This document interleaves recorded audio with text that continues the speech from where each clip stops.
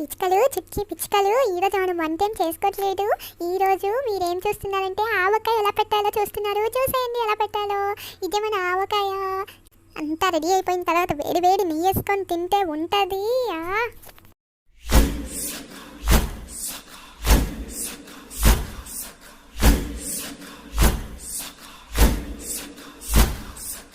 ఆవకాయ ఆంజనేయ కథ మొదలెట్టినాడు చూడారయ్యా.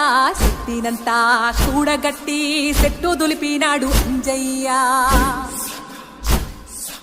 ఎర్ర ఛాయ కోతి అవతార వెంటమాయ. కత్తి సేత పట్టకుండా కాయ కోసినాడు కపిలయ్యా.